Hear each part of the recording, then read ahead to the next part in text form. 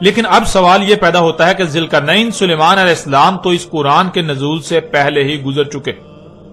تو کیا قرآن میں یہ محض ذوالقرنین سلیمان علیہ السلام کا قصہ بیان کیا گیا جس کا قرآن کے نزول سے لے کر آج سات کے قیام تک کے لوگوں کے ساتھ کوئی تعلق نہیں؟ کیونکہ اگر یہ بات مان لی جائے کہ اس قرآن کے نزول سے لے کر آج سات کے قیام تک کے لوگوں کے ساتھ اس واقعے کا کوئی تعلق نہیں، یہ محض گزرے ہوں کا قصہ سنایا جا رہا ہے، تو اس کا مطلب قرآن میں اساطیر الاولین ہے، یعنی یہ محض پہلوں کی سطریں ہیں، قصے کہانیاں ہیں، اس سے بڑھ کر کچھ نہیں۔ اور پھر سوال یہ پیدا ہوتا ہے کہ کیا یہی حق ہے، یا پھر حق اس کے بالکل برعکس کچھ اور ہے؟ اس قرآن میں قرآن کے نزول سے پہلے جو گزر چکے ان کا قرآن میں ذکر کیا جانا انتہائی اہمیت کا حامل ہے۔ اس سوال کا جواب جاننے کے لیے اللہ سبحانہ وتعالی سے ہی رجوع کرتے ہیں کہ آیا اللہ سبحانہ وتعالی نے اس قرآن میں ذوالقرنین کا واقعہ کیوں بیان کیا؟ آخر قرآن میں اس واقعے کا ذکر کرنے کا مقصد کیا تھا؟ آخر قرآن میں ان لوگوں کا ذکر کیوں کیا گیا، ان کے واقعات کیوں بیان کیے گئے جو اس قرآن کے نزول سے پہلے ہی گزر چکے تھے؟ تو ناظرین، اس سوال کا جواب اللہ سبحانہ وتعالی قرآن میں یوں دیتا ہے۔ سورہ زمر کی آیت نمبر 23 میں اللہ سبحانہ وتعالی کا کہنا ہے، اللہ نزل احسن الحدیث، اللہ نے اتاری احسن الحدیث، یعنی اللہ نے جو اتارا ہے وہ نزول سے لے کر سات کے قیام تک کی ایسی بہترین تاریخ ہے جس سے بہتر کوئی تاریخ ہو ہی نہیں سکتی۔ حدیث کہتے ہیں تاریخ کو، اور حدیث کی سے کے نیچے زیر کا استعمال اسے مستقبل کا صیغہ بنا دیتا ہے، جس سے الحدیثی کے معنی بنتے ہیں یہ قرآن اپنے نزول سے لے کر سات کے قیام تک کی تاریخ ہے، یعنی اس قرآن میں جو کچھ بھی بیان کیا گیا وہ قرآن کے نزول سے لے کر سات کے قیام تک جو کچھ بھی ہونا تھا وہ سب کا سب بیان کیا گیا۔ لیکن ناظرین، جب قرآن میں دیکھا جائے تو اس قرآن میں مستقبل کی بجائے زیادہ تر بات ماضی کی گئی، یعنی وہ جو اس قرآن کے نزول سے پہلے گزر چکے ان کا ذکر کیا گیا، جس سے یہ بات غلط ثابت ہو جاتی ہے کہ قرآن احسن الحدیث ہی ہے، یعنی یہ قرآن اپنے نزول سے لے کر سات کے قیام تک کی احسن تاریخ ہے۔ لیکن ناظرین، جب قرآن میں دیکھا جائے تو اس قرآن میں مستقبل کی بجائے زیادہ تر بات ماضی کی گئی، یعنی وہ جو اس قرآن کے نزول سے پہلے ہی گزر چکے ان کا ذکر کیا گیا، ان کے واقعات سنائے گئے،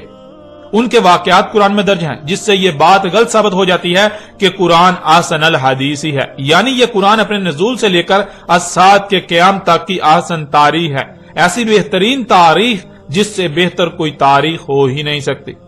قرآن کا یہ دعویٰ اس لیے غلط ثابت ہو جاتا ہے کیونکہ قرآن خود کو نزول سے لے کر سات کے قیام تک کی تاریخ بتا رہا ہے، لیکن جب قرآن میں دیکھا جائے تو اس میں تاریخ تو اس کے نزول سے پہلے گزر جانے والوں کی بیان کی گئی، جیسے کہ قوم نوح، قوم عاد، قوم سمود، قوم لوط، قوم شعیب اور آل فرعون وغیرہ کا ذکر، امت بنی اسرائیل وغیرہ کا ذکر، اور ان رسولوں کا ذکر جو ماضی کا قصہ بن چکے۔ یعنی جب قرآن میں دیکھا جائے تو قرآن میں گزشتہ لوگوں کی تاریخ ملتی ہے جو ماضی کا قصہ بن چکے، لیکن اس کے بالکل برعکس قرآن کا یہ دعویٰ ہے کہ یہ قرآن کے نزول سے لے کر سات کے قیام تک کی تاریخ ہے۔ اب ناظرین، جب قرآن خود یہ دعویٰ کر رہا ہے کہ قرآن اپنے نزول سے لے کر سات کے قیام تک کی تاریخ ہے تو پھر قرآن غلط ہو ہی نہیں سکتا،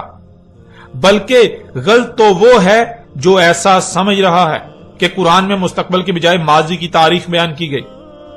کیونکہ قرآن یہ بھی واضح کر دیتا ہے کہ اس قرآن میں اساطیر الاولین نہیں بلکہ مسئلیں بیان کی گئیں۔ اس قرآن میں جو کچھ بھی بیان کیا گیا، اس قرآن میں نزول سے لے کر سات کے قیام تک کی جو تاریخ بیان کی گئی وہ مسئلوں سے بیان کی گئی، وہ جو سلف ہو چکے ان کا ذکر نہیں کیا گیا، بلکہ ذکر تو قرآن کے نزول سے لے کر سات کے قیام تک جو کچھ بھی ہونا تھا اس کا کیا گیا، لیکن مسئلوں سے، جس کا ذکر اللہ سبحانہ وتعالی نے قرآن میں مختلف مقامات پر بھی کر دیا، جیسا کہ آپ ان آیات میں دیکھ سکتے ہیں۔ اس وقت سکرین پر آپ کو سورہ زخرف کی آیت نمبر 56 نظر آ رہی ہے، جس میں اللہ سبحانہ وتعالی کا کہنا ہے فَجَعَلْنَاهُمْ سَلَفًا وَمَثَلًا لِلْآخِرِينَ، پس کر دیا ہم نے انہیں سلفا، یعنی ایک ایک کو گزرے ہوئے کر دیا. جو دنیا میں آئے تھے اب گزرے ہوئے ہو چکے، اور جنہیں ایک ایک کو گزرے ہوئے کر دیا انہیں مسل کر دیا آخرین یعنی بعد والوں کے لیے.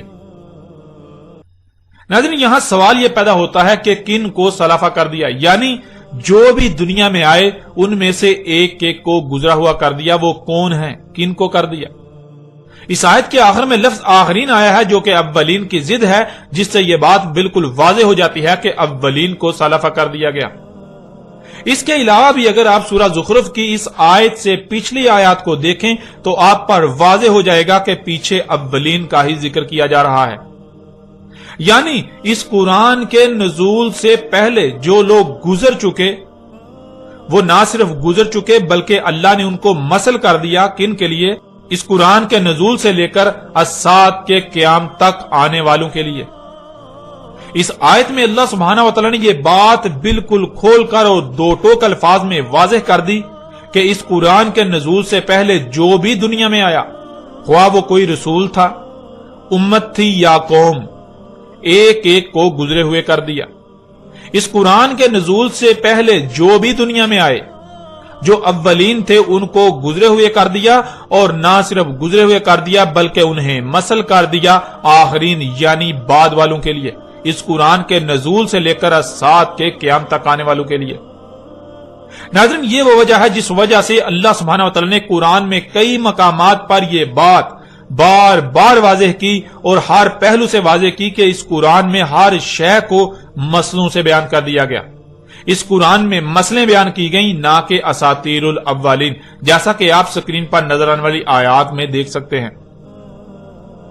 سورہ الاسراء کی آیت نمبر 99 میں اللہ سبحانہ وتعالی کا کہنا ہے وَلَقَدْ صَرَفْنَا لِلنَّاسِ فِي هَذَا الْقُرْآنِ مِنْ كُلِّ مَثَلٍ فَأَبَىٰ أَكْثَرُ النَّاسِ إِلَّا كُفُورًا. اور تحقیق کے یعنی تم اپنی طرف سے پوری تحقیق کر لو، اپنے گھوڑے دوڑا لو، جو کہا جا رہا ہے وہی تمہارے سامنے آئے گا، وہی حق ہے. ہم نے ہر پہلو سے ہر لحاظ سے پھیر پھیر کر سامنے لے آئے، بیان کر دیا انسانوں کے لیے اس قرآن میں تمام کی تمام مسئلوں سے. بس انکار کر دیا انسانوں کی اکثریت نے، مگر اس لیے کہ جو کچھ بھی انہیں عطا کیا گیا وہ اس مقصد کے لیے استعمال ہی نہیں کرنا چاہتے جس مقصد کے لیے انہیں عطا کیا گیا. وہ اپنی خواہشات کی اتباع کرنا چاہتے ہیں، اس لیے انسانوں کی اکثریت نے اس بات کا انکار کر دیا کہ اللہ نے اس قرآن میں ہر شے کو مسلوں سے بیان کر دیا. اس قرآن کے نزول سے لے کر الساعۃ کے قیام تک جو کچھ بھی ہونا تھا وہ سب کا سب ہر پہلو سے بیان کر دیا مسلوں سے. اس بات کا انسانوں کی اکثریت نے انکار کر دیا. پھر آگے سورہ الکہف کی آیت نمبر 54 میں اللہ سبحانہ وتعالی کا کہنا ہے وَلَقَدْ صَرَفْنَا فِي هَذَا الْقُرْآنِ لِلنَّاسِ مِنْ كُلِّ مَثَلٍ وَكَانَ الْإِنسَانُ أَكْثَرَ شَيْءٍ جَدَلًا. اور تحقیق کے یعنی تم اپنی طرف سے پوری تحقیق کر لو، تم اپنے گھوڑے دوڑا لو، جو کہا جا رہا ہے وہی تمہارے سامنے آئے گا اور وہی حق ہے. ہم نے ہر پہلو سے ہر لحاظ سے پھیر پھیر کر سامنے لے آئے، بیان کر دیا انسانوں کے لیے اس قرآن میں تمام کی تمام مسئلوں سے. یعنی اس قرآن میں ماضی میں پیش آنے والے واقعات میں سے صرف ان کا ذکر کیا جو خوب بخو اس قرآن کے نزول سے لے کر الساعۃ کے قیام تک پیش آئیں گے. انسانوں کے ہر سوال کا جواب ہر پہلو سے ہر لحاظ سے پھیر پھیر کر اس قرآن میں بیان کر دیا. قرآن کے نزول سے لے کر الساعۃ کے قیام تک انسانوں کو جب جب جو جیسے جیسے رہنمائی درکار تھی سب کا سب اس قرآن میں ہر پہلو سے پھیر پھیر کر تمہارے سامنے لے آئے. اور تھا انسان اکثریت معاملات میں جھگڑا کرنے والا، سو جھگڑا ہی کیا. یعنی قرآن کی بات تسلیم کرنے کی بجائے اپنی خواہشات و اپنے خود ساختہ الہوں کی باتوں کو قرآن پر ترجیح دی. جب بھی قرآن نے کسی معاملے میں رہنمائی کی تو اپنی بےہودہ دلیلوں کو قرآن پر پیش کیا اور قرآن کے مد مقابل اور اشیاء کو لا کھڑا کیا، وہ بات تسلیم نہ کی جو قرآن نے کی. ناظرین، ان آیات میں اللہ سبحانہ تعالیٰ نے یہ بات واضح کر دی کہ قرآن کے نزول سے لے کر الساعۃ کے قیام تک انسانوں کو جو معاملات بھی پیش آنے تھے ان کے ہر سوال کا جواب اسی قرآن میں بیان کر دیا. نہ صرف بیان کر دیا بلکہ پھیر پھیر کر ہر پہلو سے مسئلوں کے ساتھ بیان کر دیا. یعنی اس قرآن میں، اس قرآن کے نزول سے لے کر سات کے قیام تک جو کچھ بھی ہونا تھا یا ہونا ہے،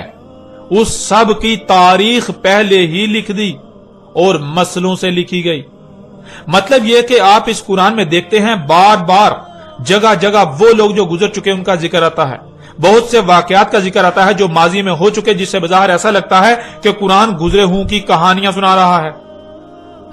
قرآن ان لوگوں کے قصے سنا رہا ہے جو اس قرآن کے نزول سے پہلے ہی دنیا سے جا چکے، گزر چکے، لیکن وہ قصے کہانیاں نہیں ہیں، وہ اساطیر الاولین نہیں ہیں، بلکہ وہ سب کی سب مسئلے ہیں۔ ماضی میں جو کچھ بھی ہوا اس میں سے وہ اور ایسے بیان کیا جو آگے مستقبل میں ہونے والے واقعات کا احاطہ کرے۔ یعنی اس قرآن میں، اس قرآن کے نزول سے لے کر سات کے قیام تک کی تاریخ اس طرح مسئلوں سے لکھی گئی جس سے نہ صرف ماضی کی تاریخ بھی آ جاتی ہے اور مستقبل میں کیا کچھ ہونا ہے اس کی تاریخ بھی بن جاتی ہے۔ جہاں امت بنی اسرائیل کا ذکر کیا جا رہا ہے تو اگر اس سے مراد یہ لے لیا جائے کہ یہاں بنی اسرائیل کا ذکر کیا جا رہا ہے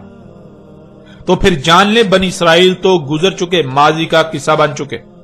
تو اس کا مطلب یہ ہوگا کہ قرآن بنی اسرائیل کی کہانی سنا رہا ہے، بنی اسرائیل کا واقعہ سنا رہا ہے۔ یوں قرآن میں بنی اسرائیل سے متعلق جو کچھ بھی آیا ہے وہ محض چند سطور کے علاوہ کچھ نہیں، جنہیں عربی میں اساطیر الاولین کہا جائے گا۔ لیکن قرآن خود یہ کہہ رہا ہے کہ اس قرآن میں اساطیر الاولین نہیں بلکہ مسئلے ہیں۔ مطلب اصل میں ذکر بنی اسرائیل کا نہیں بلکہ موجودہ امت کا کیا جا رہا ہے، لیکن مسئلوں سے۔ اس کے بہت سے فائدے ہیں، یعنی قرآن میں اس طرح بیان کرنے کے، اس طرح بات کرنے کے بہت سے فائدے ہیں۔ ایک تو یہ کہ اس طرح نہ صرف اصل مقصد مستقبل کی تاریخ بن گئی، دوسرا بنی اسرائیل یعنی ماضی کی تاریخ بھی لکھی گئی۔ تیسرا یہ کہ قرآن جو بار بار غور و فکر کا کہتا ہے، جو غور و فکر نہیں کریں گے وہ اسی کے ذریعے گمراہی کا شکار ہوں گے، وہ یہی سمجھیں گے کہ یہ بنی اسرائیل کی کہانی سنائی جا رہی ہے، یہ اساطیر الاولین ہیں،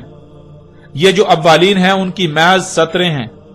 اور جو غور و فکر کریں گے، جو غور و فکر کرنے والے ہیں وہ اس سے ہدایت پائیں گے، ان پر واضح ہو جائے گا کہ یہ اساطیر الاولین نہیں بلکہ مسئلے ہیں۔ قرآن میں جہاں جہاں گزشتہ لوگوں کا ذکر کیا گیا اصل میں وہاں ان کا ذکر نہیں بلکہ موجودہ لوگوں کا ذکر ہے، ان کی تاریخ لکھی گئی۔ اس قرآن میں، اس قرآن کے نزول سے لے کر آج سات کے قیام تک جو کچھ بھی ہونا تھا اس سب کے سب کی تاریخ لکھ دی گئی مسئلوں سے۔ ناظرین، اللہ سبحانہ تعالیٰ نے اس قرآن میں حق اس قدر کھول کھول کر واضح کر دیا، لیکن افسوس کہ حق اس قدر واضح ہو جانے کے باوجود بھی آج تک خود کو مسلمان کہلوانے والے، خود کو اس قرآن کے اہل کہلوانے والے یہی کہتے، سمجھتے، لکھتے اور سناتے آئے کہ اس قرآن میں اساطیر الاولین ہیں، یعنی اس قرآن میں اس کے نزول سے پہلے کے لوگوں کے بارے میں جو کچھ بھی لکھا ہوا ہے وہ سب کے سب ان کے قصے و کہانیاں سنائی جا رہی ہیں، جن کا قرآن کے نزول سے لے کر سات کے قیام تک کے لوگوں کے ساتھ کوئی تعلق نہیں سوائے ان کو ان کی کہانیاں سنائے جانے کے۔ اور اسی بات کو اللہ سبحانہ و تعالی نے آج سے 14 صدیاں قبل ہی اس قرآن میں بھی آیات کی صورت میں اتار دیا تھا، یعنی یہ جو انسانوں نے کیا، یہ خود کو مسلمانوں والوں نے جو کیا، اس کی تاریخ بھی اللہ سبحانہ و تعالی نے آج سے 14 صدیاں قبل ہی اسی قرآن میں اتار دی تھی، جیسا کہ آپ سکرین پر آیات کو دیکھ رہے ہیں۔ سورہ القلم کی آیت نمبر 15 اور المطففین کی آیت نمبر 13 میں اللہ سبحانہ تعالیٰ کا کہنا ہے، اذا تتلی علیہ آیاتنا قال اساطیر الاولین، جب تلاوت کی جاتی ہیں اس پر ہماری آیات، یعنی جب انسان پر اللہ کے بھیجے ہوئے اللہ کے رسول کی طرف سے اللہ کی آیات تلاوت کی جاتی ہیں، اللہ کی آیات کو بیان کیا جاتا ہے، کھول کھول کر ترتیب کے ساتھ واضح کیا جاتا ہے، تو آگے سے انسان کا جواب یہ ہوتا ہے، انسان کہتا ہے اساطیر الاولین، یہ اساطیر الاولین ہے، یعنی یہ جو کچھ بھی قرآن میں گزشتہ لوگوں کے بارے میں آیا ہے یہ تو محض پہلو کی سطریں ہیں، اس سے بڑھ کر کچھ نہیں،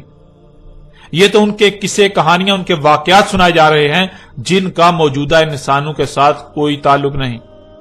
پیچھے آپ پر واضح کیا جا چکا کہ اساطیر الاولین اس طرح ثابت ہوتی ہیں جب یہ کہا جائے کہ یہ تو گزشتہ لوگوں کی بات کی جا رہی ہے جس کا ہمارے ساتھ کوئی تعلق نہیں، اور یہی موجودہ انسانوں کا کہنا ہے جو آج تک کہتے آئے اور کہہ رہے ہیں، جو قرآن پر ایمان رکھنے کے دعوے دار ہیں، اور مزید کیا کہتے ہیں یہ بھی اللہ سبحانہ وتعالی نے قرآن میں بیان کر دیا۔ لَقَدْ وُعِدْنَا هَٰذَا نَحْنُ وَآبَاؤُنَا مِن قَبْلُ إِنْ هَٰذَا إِلَّا أَسَاطِيرُ الْأَوَّلِينَ۔ تحقیق یعنی انسان کہہ رہے ہیں، انسانوں کا کہنا ہے کہ تم اپنی تحقیق کر لو، تمہارے سامنے یہی بات آئے گی۔ وعدہ ہے ہمارا، یہ ہم اور ہمارے آباء و اجداد اس سے پہلے نہیں ہے مگر یہ اساطیر الاولین، یعنی یہ ہمارا وعدہ ہے، تم اپنی تحقیق کر لو، تمہارے سامنے یہی آئے گا۔ ہم یعنی موجودہ وہ لوگ جو قرآن کی ترجمانی کے دعوے دار ہیں، جو علماء و مفسر ہیں، اور جو ہمارے آباء و اجداد یعنی جو ہم سے پہلے گزر چکے، جنہوں نے قرآن کی تفاسیر لکھی، تمہیں اس کے سوا اور کوئی بات نہیں ملے گی کہ یہ جو کچھ بھی ہے یہ محض ان کی سطریں یعنی محض قصے و کہانیاں ہیں جو قرآن کے نزول سے پہلے گزر چکے، یہ مسئلے نہیں ہیں، یہ اساطیر الاولین ہیں۔ اس طرح آپ اگلی آیت میں دیکھیں، وَإِذَا قِيلَ لَهُم مَاذَا أَنزَلَ رَبُّكُمْ قَالُوا أَسَاطِيرُ الْأَوَّلِينَ۔ اور جب کہا جاتا ہے ان کو کیا ہے جو اتارا تھا تمہارے رب نے، آگے سے جواب دے رہے ہیں اساطیر الاولین،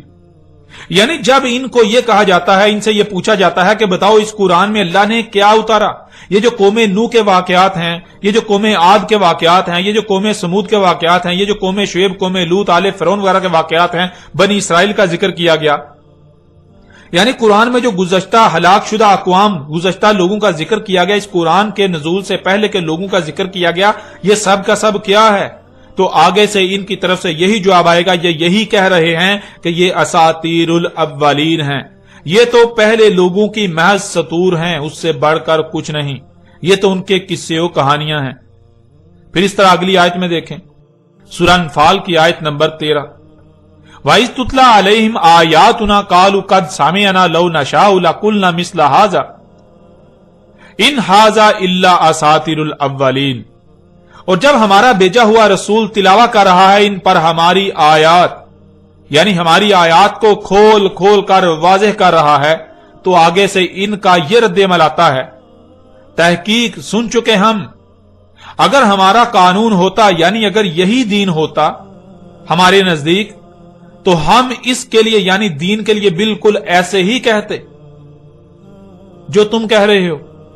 یعنی ہمارے نزدیک دین یہ نہیں ہے جسے تو دین کہہ رہا ہے،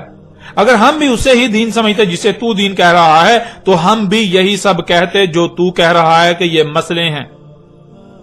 نہیں ہے یہ مگر اساطیر الاولین، یعنی یہ قرآن میں جو کچھ بھی گزشتہ لوگوں کے بارے میں آیا ہے اس کا ہمارے ساتھ کوئی تعلق نہیں،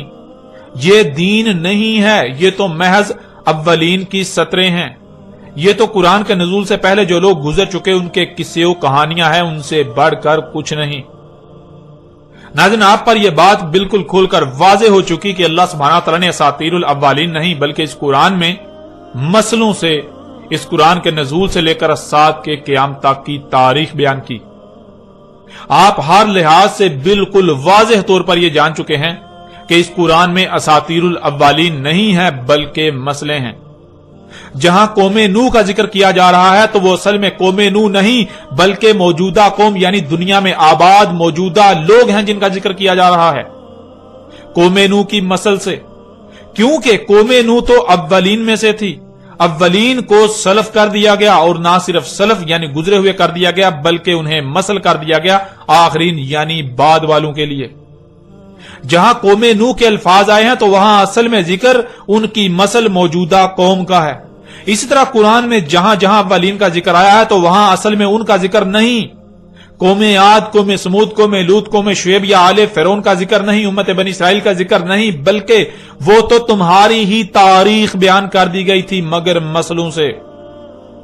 جہاں جہاں امت بنی اسرائیل کا ذکر آتا ہے تو وہاں اصل میں بنی اسرائیل کا ذکر نہیں کیا جا رہا بلکہ بنی اسرائیل کو تو سلف یعنی گزرے ہوئے کر دیا گیا، اور انہیں نہ صرف گزرے ہوئے کر دیا بلکہ مسل کر دیا بعد والوں کے لیے۔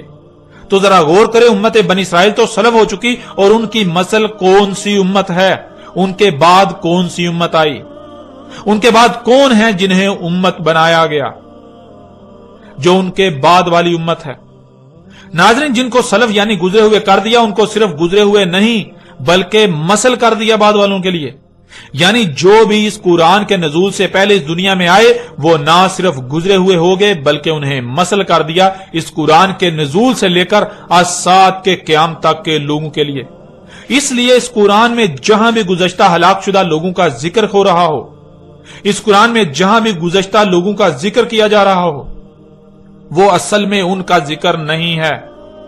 वो असल में उनका जिक्र करके आपको उनके किस्से कहानियां सुनाना मकसद नहीं है, बल्कि वो तो इस कुरान के नजूल से लेकर सात के क़याम तक की तारीख बयान की जा रही है, मगर मसलों से।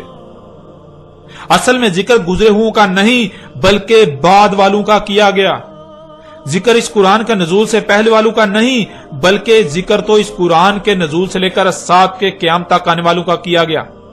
जैसे कि जहां भी कौमे नूह का जिक्र आता है तो वो कौमे नूह का जिक्र नहीं किया जा रहा, असल में मौजूदा कौम का जिक्र किया जा रहा है। कौमे नूह की मसल से वो असल में जिक्र मौजूदा कौम का है। और अगर इसके बावजूद भी कोई ये कहता है कि वहां कौमे नूह का ही जिक्र किया जा रहा है, उसका मौजूदा कौम के साथ कोई ताल्लुक नहीं, तो उसका मतलब वो ये दावा कर रहा है कि कुरान में मसले नहीं बल्कि असातीरुल अव्वलीन हैं।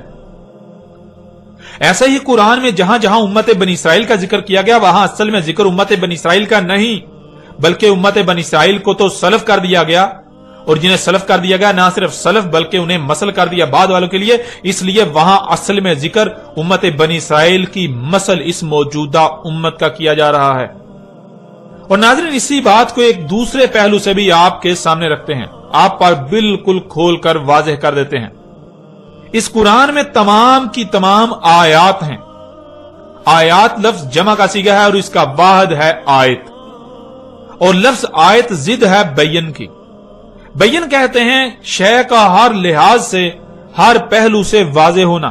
उसका राई बराबर हिस्सा भी कोई पहलू भी पोशीदा ना होना, छुपा हुआ ना होना। यानी किसी भी शय का जिसका जिक्र किया जा रहा है उसका हर पहलू से, उसका अंग अंग बिल्कुल खुलम खुला सामने होना, वाज़ेह होना। और इसके बरक्स आयत कहते हैं पूरी की पूरी शय को छुपा देना या छुपे हुए होना, और उसका छोटा सा हिस्सा, छोटा सा पहलू सामने होना, जो आयत कहलाएगा, जिसमें गौर करने यानी जिसकी गहराई में जाने से वो क्या था जो छुपा दिया गया, जो छुपा हुआ है वो खुल कर सामने आ जाएगा।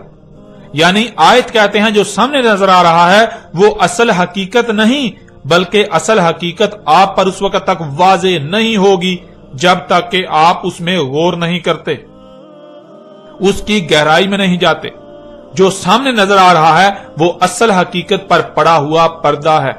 जो सामने नजर आ रहा है जो कि आयत है वो असल हकीकत नहीं बल्कि असल हकीकत पर पड़ा हुआ पर्दा है। जब तक आप उस पर्दे के पीछे नहीं जानते तब तक हकीकत आपके सामने नहीं आएगी। नाज़रीन, इसे आप एक छोटी सी मिसाल से भी समझ सकते हैं। मसलन आप अपनी आंखों से देखते हैं कि आपको सूरज जमीन के गिर्द घूमता हुआ नजर आता है, जमीन रोटी की तरह गोल और चपटी नजर आती है। ये जो आप अपनी आंखों से सामने देख रहे हैं ये बैन नहीं, यानी ये खुलम खुला असल हकीकत नहीं है बल्कि ये आयत है, असल हकीकत पर पड़ा हुआ पर्दा है। असल हकीकत क्या है वो उस वक्त तक सामने नहीं आएगी जब तक कि आप आयत में यानी जो सामने नजर आ रहा है उसमें गौर नहीं करते, उसमें गौर व फिक्र नहीं करते, उसकी गहराई में नहीं जाते, उस पर्दे के पीछे नहीं झांकते। और असल हकीकत क्या है ये आज पूरी दुनिया पर वाज़ेह हो चुकी है कि सूरज के जमीन के गिर्द घूमने से नहीं बल्कि जमीन के सूरज के गिर्द अपने ही महवर पर घूमने से रात और दिन आ जा रहे हैं। अब नाज़रीन, अगर कोई उसे ही असल हकीकत कहे या मान ले जो आंखों से नजर आ रहा है, तो क्या वो अपनी बात, अपने दावे में सच्चा होगा? और हक इस कदर खुल जाने के बावजूद भी वो अपनी बातिलो बेबुनियाद बात पर डटा रहे तो उसकी दिमागी हालत क्या होगी? बिल्कुल वाज़ेह है कि ऐसा करने वाला कोई बेवकूफ, जाहिल और पागल ही हो सकता है। कोई ऐसा शख्स ही हो सकता है जिसका ज़हनी तवाज़ुन ठीक नहीं है। बिल्कुल इसी तरह नाज़रीन, इस कुरान में आयात उतारी गई हैं, इस कुरान में आयात हैं, जिसका मतलब कि इस कुरान में जो सामने नजर आ रहा है वो असल हकीकत नहीं बल्कि असल हकीकत उस वक्त तक सामने नहीं आएगी जब तक कि आयात में गौर नहीं किया जाएगा। ये जो सामने है آیات کی صورت میں یہ اصل حقیقت پر پڑا ہوا پردہ ہے۔ جب تک اس پردے کے پیچھے نہیں جھانکا جائے گا اصل حقیقت تب تک سامنے نہیں آ سکتی۔ اور اگر کوئی آیات کو ہی بینات یعنی اصل حقیقت سمجھے یا کہے تو وہ کوئی پاگل، بیوقوف اور جاہل تو ہو سکتا ہے، عقل مند اور اہل حق نہیں ہو سکتا۔ وہ اپنی بات، اپنے دعوے میں باطل و بے بنیاد اور جھوٹا تو ہو سکتا ہے مگر سچا ہرگز نہیں۔ اس لیے ناظرین، جہاں بھی قرآن میں گزشتہ لوگوں کا ذکر کیا گیا وہ اصل حقیقت نہیں ہے، بلکہ اصل حقیقت اس وقت تک سامنے نہیں آئے گی جب تک کہ آپ انہیں آیات تسلیم کرتے ہوئے ان میں غور نہ کر لیں، اسے پردہ تسلیم کرتے ہوئے اس پردے کے پیچھے نہ جھانک لیں۔ اس قرآن میں جہاں قوم نوح کا ذکر ہے تو قوم نوح آیت ہے، جب اس میں غور کیا جائے، اسے بیان کیا جائے تو قوم نوح کی بجائے اصل میں ذکر وہاں اس موجودہ قوم کا کیا جا رہا ہے۔ اسی طرح جہاں امت بنی اسرائیل کا ذکر کیا جا رہا ہے تو وہ اصل میں امت بنی اسرائیل کا ذکر نہیں بلکہ بنی اسرائیل تو آیت ہے۔ بنی اسرائیل کو آیت بنا دیا گیا۔ بنی اسرائیل آیت ہے، جب اسے بیان کیا جائے گا تو اصل حقیقت سامنے آئے گی موجودہ امت کی صورت میں۔